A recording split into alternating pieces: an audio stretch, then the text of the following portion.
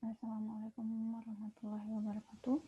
Perkenalkan, saya Aulia Malika Utami dari Universitas Muhammadiyah Malang.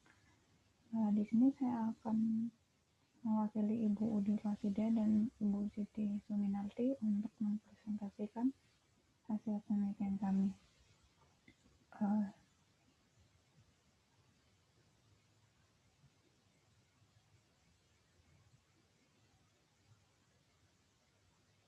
Langsung saja. Bisa dilihat di sini. Judul penelitian kami adalah religiositas dan regulasi emosi penyintas gempa Lombok. Selanjutnya,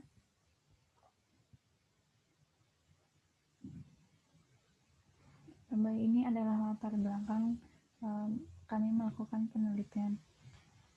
Gempa bumi merupakan sebuah bencana alam yang tidak bisa dihindari, tak terkecuali bagi warga Lombok yang harus merelakan kehilangan keluarga, harta benda, serta mengalami cedera secara fisik maupun trauma psikologis. Pada kondisi ini, religiositas dan regulasi emosi yang baik akan sangat dibutuhkan untuk proses recovery secara fisik maupun psikologis bagi penyintas gempa Lombok. Tujuan umum penelitian ini adalah untuk mengetahui adanya hubungan antara religiositas dan regulasi emosi bagi penyintas gempa Lombok. Selanjutnya, ini adalah landasan teori dari variabel religiositas, yaitu dari Gloves and Stark yang mendefinisikan religiositas sebagai tingkat pengetahuan dan pemahaman seseorang secara menyeluruh terhadap agama yang dianutnya.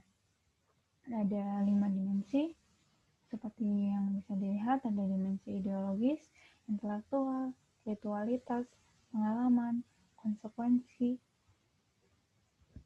dan konsekuensi. Selanjutnya ada regulasi emosi. Menurut Bruce dan Thompson, regulasi emosi merupakan cara individu mempengaruhi emosi yang mereka miliki, kapan mereka merasakannya, dan bagaimana mereka mengalami atau harusnya mereka mengekspresikan emosi tersebut. Ada 4 aspek, yaitu strategies to emotion regulation, engaging in goal-directed behavior, control emotional response, dan acceptance of emotional response.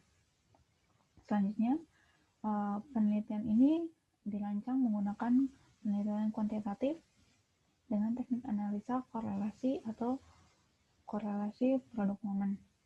Subjek penelitian ini adalah warga Lombok yang menjadi korban terdampak gempa. Secara khususnya, kami melakukan penelitian di Desa Kekait, Kecamatan Gunung Sari, Kabupaten Lombok Barat. Mengapa?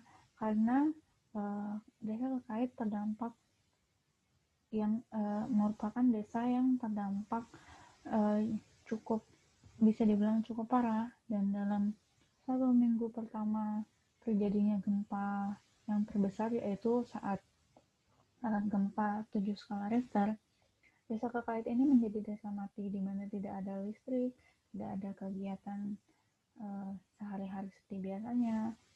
Para warga berpusat di tempat pengungsian. Selanjutnya, teknik pengambilan sampel menggunakan teknik accidental sampling, di mana kami mendatangi pengungsian dan ikut di tempat pengungsian selama beberapa hari untuk memberikan skala dan mengobservasi keadaan dari pengungsi di sana. Selanjutnya, populasi penelitian ini adalah korban gempa Lombok dengan total 390.529 jiwa. Sampel yang kami gunakan totalnya berjumlah 265 orang dengan kriteria yaitu merupakan korban gempa Lombok dan berusia 8-60 tahun. Variabel X-nya merupakan religiositas dengan skala berjumlah 26 item, dan variabel terikat atau variabel Y regulasi emosi dengan skala berjumlah 27 item. Kedua skala ini kami buat sendiri, tidak mengadaptasi menggunakan skala siapapun. Selanjutnya, di sini ada hasil penelitian. Subjek dibagi menjadi 4 kategori menurut tentang usia Sunblock, yaitu remaja, dewasa awal, dewasa tengah, dan dewasa akhir. Hasil korelasi seperti bisa dilihat di sini, R sebesar 0,616 dan sin atau P sebesar 0,000. Jadi di sini berdasarkan hasil uji korelasi terbukti adanya hubungan antara variabel religiositas dan regulasi emosi dengan probabilitas 0,000 lebih kecil dibanding 0,01, di mana terbukti adanya korelasi yang sangat kuat. Selanjutnya, pada kategori dewasa awal dan dewasa madya, tingkat regulasi emosi para penyintas itu tinggi dan religiositasnya juga tinggi. Mengapa hal ini terjadi? Karena pada usia dewasa awal dan dewasa madya, regulasi emosinya itu sudah lebih stabil. Dewasa awal yang mengalami transisi dari remaja ke arah dewasa tentu saja mengalami permasalahan dalam beradaptasi dengan transisi mereka, bagaimana adanya permasalahan lingkungan dan segala macamnya. Tetapi ketika lingkungan memberikan mereka respon yang baik, mereka bisa menyesuaikan dengan apa kebutuhan transisi mereka dari remaja ke dewasa awal di kehidupan sosial atau lingkungan, maka tingkat regulasi emosi mereka tentu saja bisa stabil. Begitu pula dewasa madya. Dewasa madya sudah memiliki pengalaman yang sangat banyak di kehidupannya. Maka dari itu dewasa madya memiliki pemikiran dan problem solving mengenai regulasi emosi, terkait dengan regulasi emosi itu lebih banyak dibandingkan dewasa awal. Untuk tingkat religiositas yang tinggi, religiositas bisa dipengaruhi oleh lingkungan, di mana lingkungan di desa kekait ini mereka cenderung sangat memperhatikan tentang keagamaan. Ada sekitar 7-10 pondok pesantren kecil maupun besar yang ada di sana. Para orang tua juga mereka lebih ada kebanggaan tersendiri ketika anaknya mendapatkan beasiswa untuk bersekolah di Mesir atau sejenisnya seperti itu.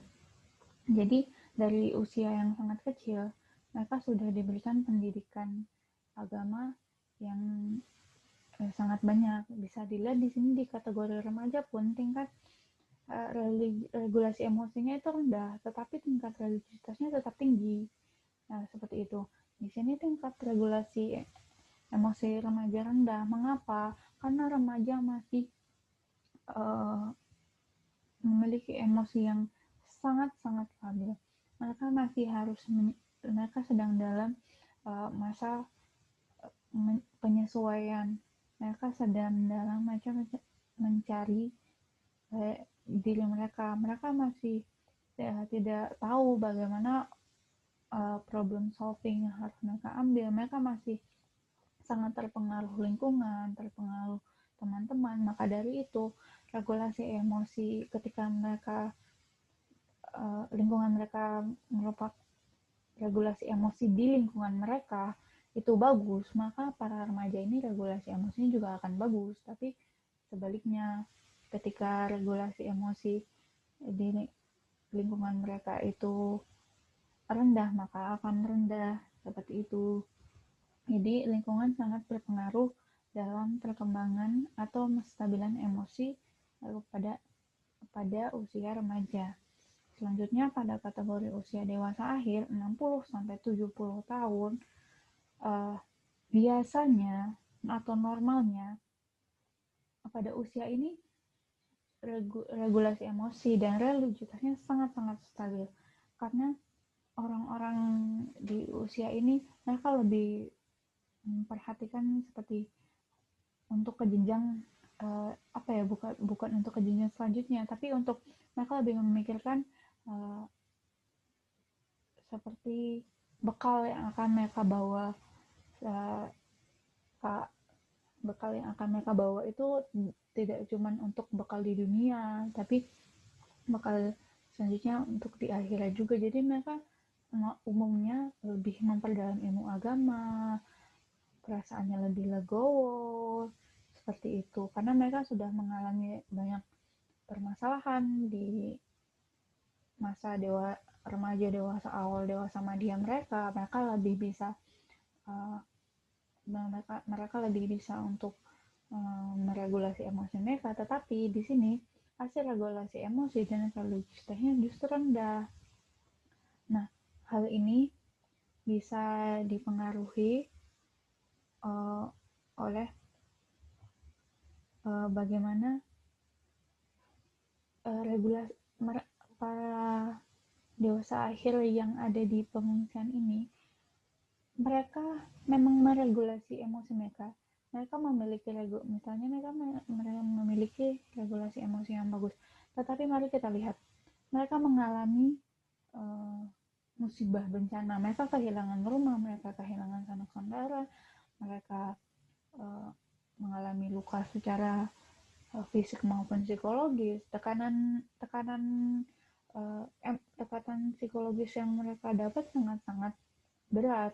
Belum lagi mereka harus tetap menafkahi keluarga mereka dengan kondisi ekonomi yang pada saat itu sangat tidak mendukung. Nah, mereka juga harus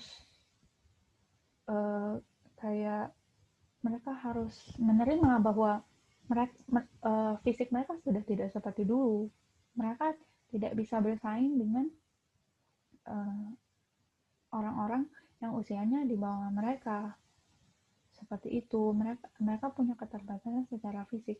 Nah, karena tekanan yang diperoleh dari musibah ini, tekanan secara mereka mengalami kemunduran fisik dan kewajiban untuk tetap menafkahi, itu bisa menjadi salah satu faktor yang menyebabkan regulasi emosi mereka rendah.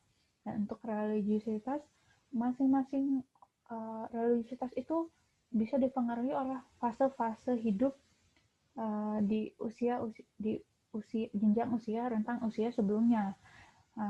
Kemungkinan di subjek yang kami dapat ini, di fase-fase sebelumnya religiusitas mereka memang rendah, ditambah mungkin lingkungan tempat mereka juga mempengaruhi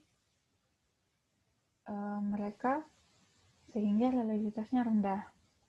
Seperti itu. Baik, terima kasih.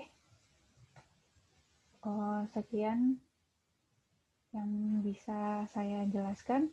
Mohon maaf apabila ada salah kata, apabila masih ada yang kurang. Saya mohon untuk dimaklumi. Sekian dari saya. Semoga semuanya tetap sehat. Semoga semuanya tetap dalam lindungan Allah Subhanahu wa taala. Sekian dari saya. Wassalamualaikum warahmatullahi wabarakatuh.